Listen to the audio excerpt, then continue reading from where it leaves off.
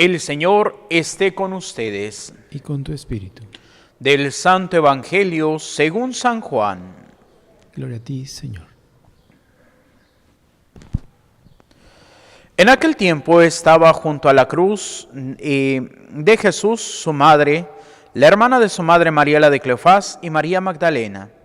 Al ver a su madre y junto a ella al discípulo que tanto quería a Jesús, dijo a su madre: «Mujer, ahí está tu hijo». Luego le dijo al discípulo: «Ahí está tu madre».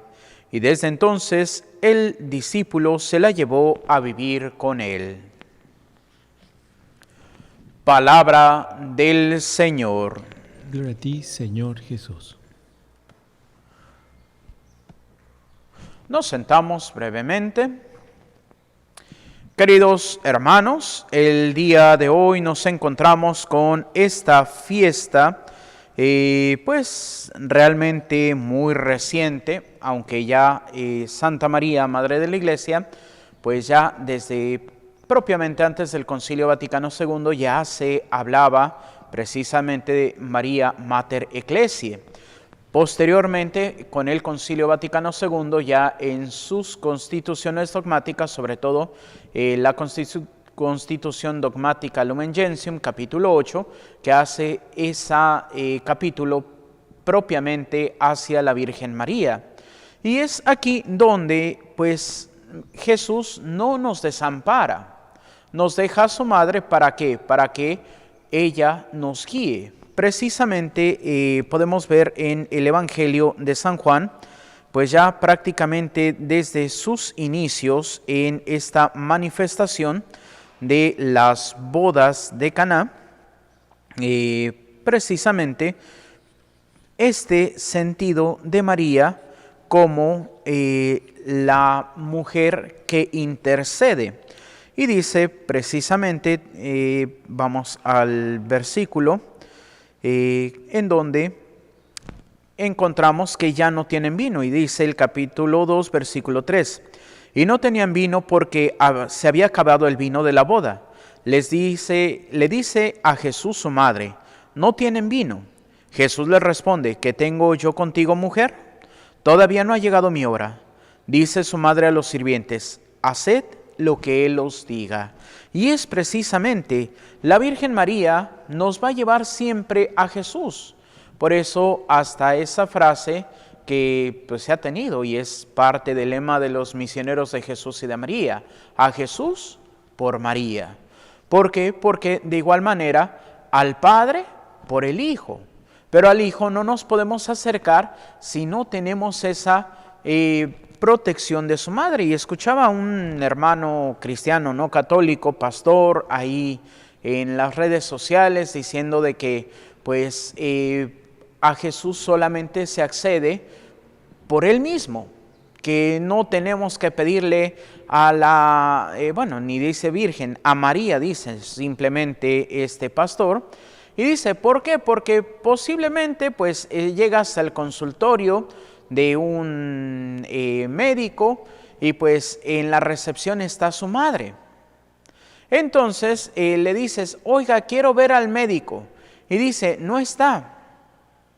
Entonces, si tú eres el enfermo, no le vas a decir a la mamá del médico: pues atiéndame usted. Pero ahí se queda. Pero pues la mamá de un buen médico, ¿qué haría? Hijo, vente inmediatamente al consultorio porque tienes una persona.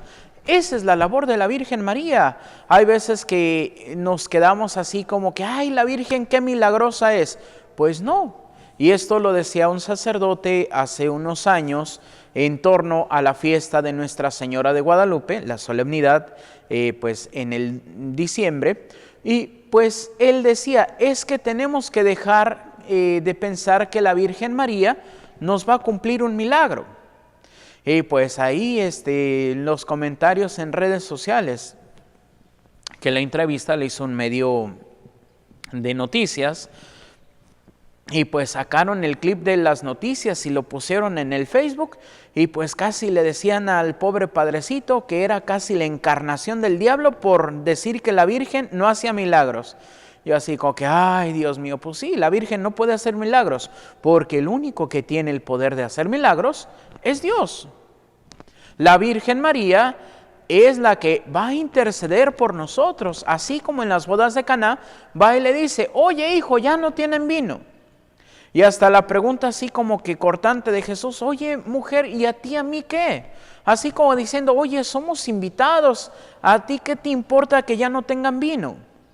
Pero la Virgen María, como buena madre, no va a dejar a sus hijos sin la protección y la ayuda. Por eso dice, hagan lo que les diga. Y es ahí donde podríamos decir que la Virgen le obliga a Jesús a hacer su primer milagro. Pero también no fue el milagro para todos, sino propiamente para sus apóstoles. ¿Para qué? O más bien antes de sus apóstoles, porque todavía no los llama como apóstoles, sino sus discípulos, para que crean en Él. Y hoy la Virgen María nos sigue guiando hacia el camino de Jesús. Pero ¿qué es lo que pasa? Hoy también como hijos rebeldes no hacemos caso a la Virgen María. Podríamos preguntarnos, ¿cuántos de nosotros hemos buscado hacer la voluntad de Dios? ¿Cuántos de nosotros hemos tratado de cumplir con los mandamientos? Como dice el mismo Señor, y lo escuchábamos apenas la semana pasada, final del tiempo de la Pascua, que decía, el que me ama cumplirá mis mandamientos. Pero ¿qué es lo que pasa? Nosotros queremos hacer como hijos rebeldes lo que se nos da la gana. Y en una confesión pues muy curiosa, una persona decía, Padre, es que vengo a confesarme porque reconozco que he hecho lo que se me da la gana. Dije, pues sí, ¿y cuántas veces nosotros actuamos así? ¿Cuántas veces inclusive pues los padrecitos, los obispos, pues llegan a decir cosas que pues no están de acuerdo a lo que el Señor predicó? Por ejemplo, pues por ahí una cosa que se tiene desde hace mucho era, no, pues el demonio no existe. Los exorcismos que hace Jesús, ¿cuáles exorcismos? Tenían problemas mentales. Lo más grave era una epilepsia. No. ¿Por qué? Porque si no el Señor no nos diría tantas veces que tenemos que pues alejarnos de las obras del demonio. Si no existe el demonio, ¿para qué el Señor nos miente diciendo que tenemos que cuidarnos de él? Porque los apóstoles, como San Pedro nos va a decir, pues estén siempre vigilantes porque el demonio anda como león rugiente buscando a quien devorar. Entonces, ¿para qué hacemos eso? Más bien, no es de que nos hemos hecho rebeldes y nosotros queremos que no existe el demonio para hacer lo que nosotros queramos. Pues sí, más bien es eso. Por eso tenemos que ser fieles al Señor. Y así en tantas cosas. Por ejemplo, hoy que se habla de la misericordia, pero de una misericordia pues ficticia. ¿Por qué? Porque hoy no importa, estás pecando, ¿qué importa? Tú sigue, al cabo Diosito te va a perdonar. Sí, Diosito te va a perdonar, pero si tú, primeramente, te arrepientes de tu pecado, lo confiesas y haces el propósito de enmienda. Oiga, Padre, ¿y qué es eso de la enmienda? Pues el propósito de no volver a pecar.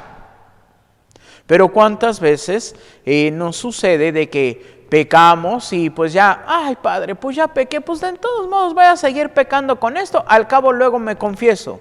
¿Y en dónde está el propósito de luchar? ¿En dónde está el propósito de mantener? Por ejemplo, pues hoy uno de los pecados que muchos ya ni consideran pecado son los pecados contra la castidad. ¿Por qué? Porque el mundo ya es tan abierto de mente que pues ya como todo mundo lo comete, pues ni pecado es. ¿Y cuántas veces? Pues por no descubrir que es un pecado, estamos cayendo en el error. Estamos cayendo, pues, propiamente hasta en la condenación. Y es aquí donde, pues, podemos descubrir cómo estos pecados, pues, hasta la gente los consideraba pecados. Por ejemplo, en los manuales antiguos de psicología, pues era una desviación. Aquellos que buscaban el autoplacer por medio de la masturbación, pero ya después lo quitaron y ahora hasta los psicólogos, los psicólogos antiguos decían que era pues una, bueno, ahorita se me escapa la palabra correcta, pero pues era un desorden que la persona tenía. Ahora, muchos años después, los psicólogos, no, pues mastúrbense, es bueno, es sano. ¿Por qué? Porque ya lo hemos quitado del pensamiento como pecado. Y así ahora, pues el resultado de la homosexualidad. Y podríamos decir, sí, ciertamente, pues que una persona tenga la tendencia homosexual no lo hace pecador. Lo que lo hace pecador es que cometa los actos homosexuales. Y porque hoy en día, como decía el cardenal Robert Sará, ahorita no me acuerdo exactamente de la frase que él utiliza, pero dice, antiguamente se respetaba la ley de Dios, pero hoy se piensa que nuestros errores tienen que ser la norma. Y obviamente que no. Y entonces, como no aceptamos el pecado, ¿qué es lo que pasa? Ah, no, la iglesia es homófoba. Pues no, simplemente no podemos aceptar el pecado. Como se dice que Jesús era amigo de los pecadores, pero nunca aceptó el pecado. Porque sí, ahora dice, no, pero es que el Señor andaba con las prostitutas, andaba con los adúlteros, estaba con los publicanos. Sí, pero tenemos que ver también lo que les dice. Por ejemplo, uno de los momentos más claves cuando le llevan a la mujer sorprendida en flagrante adulterio. ¿Y cuál era la condena de este tipo de personas? La muerte por lapidación. Y Jesús sabe que esa mujer ha pecado. Pero también el Señor le da una oportunidad. Y a cada uno de nosotros nos da una oportunidad cuando nos confesamos. ¿Y qué es lo que dice? Se levanta Jesús y dice, el que esté libre de pecados, que tire la primera piedra. Se sienta nuevamente y está garrateando en la tierra. De repente, pues ya se fueron todos. Jesús se levanta nuevamente, va con la mujer y le dice, mujer, ¿alguien te ha condenado? No, Señor, tampoco yo te condeno. Vete en paz y no vuelvas a pecar. Pero es lo que se nos olvida, que Jesús siempre nos va a decir, vete en paz y no vuelvas a pecar. Y nosotros estamos en el pecado y decimos, ay, Padre, es que somos humanos y usted sabe, no podemos luchar contra la tentación. ¿Perdón? La Virgen María. ¿Por qué? Porque a veces decimos de Jesús, ay, Padre, pero es que Jesús tenía también la condición divina que lo ayudaba. Sí, pero la Virgen María no tenía condición divina. Como algunos dicen, es que ustedes adoran a la Virgen María. No, porque la Virgen María es una humana como yo. ¿Cuál es la única diferencia? Que ella sí, siempre fue fiel al plan de Dios. Y nosotros lamentablemente, pues caemos. ¿Por qué? Porque no vemos plenamente el plan de Dios y muchas veces queremos hacer nuestro plan. A veces queremos hacer lo que nos gusta, queremos hacer lo que a mí me conviene y no lo que Dios me pide. Y esa mujer desde prácticamente los 14, 15 años, ¿qué es lo que le dice al Señor? He aquí la esclava del Señor, hágase en mí según tu palabra. Y desde entonces ella fue fiel. Lo único que la diferencia de nosotros es de que por una gracia especial, porque iba a ser la madre del Salvador, Dios le permitió nacer sin la culpa del pecado original. De ahí en fuera luchó contra la tentación, claro, pero por su oración y por su entrega a Dios pudo superar la tentación. ¿Cuántas veces nosotros podemos darnos cuenta de que cuando fallamos a nuestra oración, fallamos en asistir a la misa los domingos, fallamos en hacer obras buenas, es cuando viene el pecado. Y cuando estamos en el pecado es más fácil que estemos pecando y pecando y pecando. Pues obviamente porque nos alejamos del centro que es Dios. Dios es nuestra fuerza, Dios es nuestro principio y Dios es nuestro final. Si, como dice San Pablo, descubriéramos que en Él somos, existimos y nos movemos, otra cosa sería. Pero ¿cuántas veces nos dejamos llevar por nuestras apetencias humanas? ¿Cuántas veces nos dejamos llevar por el engaño del mundo? Que te dice, vive, disfruta, y eso te dará la felicidad. ¿Y cuántas personas que lo tienen todo, literalmente, sufren porque están vacíos? El dinero del mundo no te da la felicidad. Hay algunos que dicen, ay no padre, pero ayuda para que seas feliz. Pues podríamos decir, un personaje que tuvo lo que quiso, compositor John Purcell, allá por los 60, 70, por ejemplo, una canción, música icónica que me acuerdo de él, la famosa melodía del Concorde. Pues sí, tenía sus mansiones, tenía su dinero y terminó quitándose la vida. ¿Por qué? No era feliz. Así que el dinero no da la felicidad. Te puede engañar un poquito pensando que eres feliz. Pero cuando descubras que todo lo que deseas no te da la felicidad, qué tristeza. Porque perdiste el tiempo y muchas veces te alejaste de aquello que podría darte la felicidad. Te alejaste de aquellos que podían acompañarte. Un ejemplo icónico, pues, el famoso cuento de Navidad. El señor Scrooge, pues buscando siempre el tener, que hasta, ahorita se me escapa el nombre de su empleado, pero hasta el carbón le tenía medido. ¿Para qué? Para que no usara más, aunque la oficina estuviera toda fría. ¿Por qué? Porque perdía su dinero.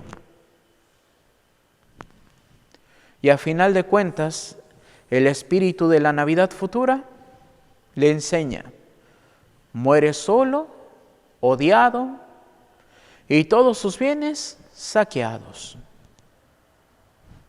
¿Por qué? Porque se apegó al dinero y se alejó del amor. Oiga, padre, ¿y el amor no es compatible con el dinero? Claro. Tenemos primeramente un San Mateo, cobrador de impuestos. Tenemos a un Zaqueo, jefe de publicanos. Tenemos a un San Lázaro, Santa María Magdalena y Santa Marta, que eran de familia acomodada. Tenemos a San Luis, rey de Francia, a San Fernando, rey de Aragón. Tenemos tantos ejemplos. Pero ¿qué fue lo que pasó? El dinero y los tesoros no ocuparon su corazón. Por eso hasta el Señor nos advierte, nadie puede servir a dos amos. Nadie puede servir a Dios y al dinero. La vida sencilla, la vida de oración, es la que nos lleva. Y podríamos pensar, oiga, ¿y entonces la Virgen María era pobre? No. Podríamos preguntar, ¿y en dónde vivía la Virgen María antes de que se fuera a Éfeso con San Juan? Vivía en Cafarnaúm. Podríamos decir el Beverly Hills de su tiempo. Era la esposa de un artesano. Y en aquel tiempo el tener un oficio y sobre todo propio, pues era garantía de que tuvieras dinero. Pero en esa humildad la Virgen María vive tranquila. ¿Cómo podemos comprobar esto? Pues el día que apresan y llevan a muerte a Jesús, que llevaba una túnica de una sola pieza hecha de pies a cabeza. tan valiosa que ni los soldados quisieron romperla para repartirla como botín de guerra, como todas las otras pertenencias de Jesús, sino, como dice la Escritura, se la juegan a los dados. ¿Por qué? Porque podríamos decir, era pues ahorita las marcas de moda, pues, que el Armani, el Christian Dior, el Chanel, pues era lo que tenía Jesús. No era pobre, pero vivía en esa pobreza de espíritu. La pobreza de espíritu, ¿qué es lo que significa? No apegarme a nada. Porque hasta podríamos decir, y todo lo que generó José en su vida, todo lo que pudo tener la Virgen María, ¿en dónde quedó? Jesús se entrega pobre y desnudo a la cruz.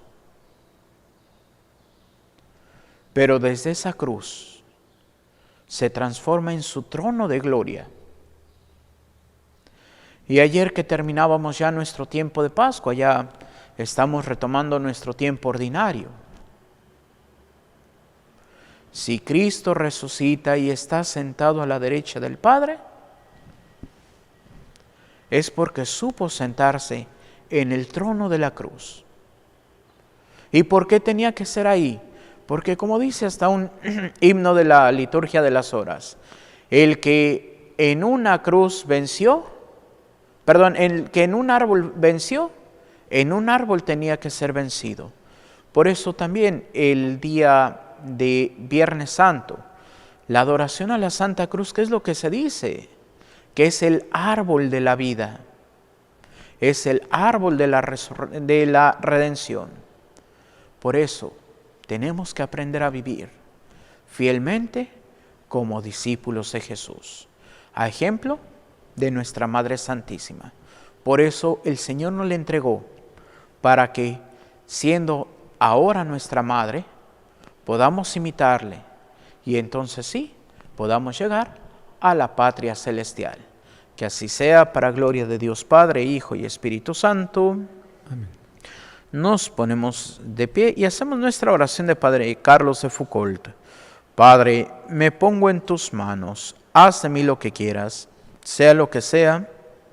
Te doy las gracias, estoy dispuesto a todo, lo acepto todo, con tal de que tu voluntad se cumpla en mí y en todas tus criaturas. No deseo más, Padre, te confío mi alma, te la doy con todo el amor de que soy capaz, porque te amo. Y necesito darme a ti, ponerme en tus manos, sin limitación, sin medida, con una confianza infinita, porque tú, Señor, eres mi Padre. Amén. Nos sentamos y continuamos con nuestra celebración.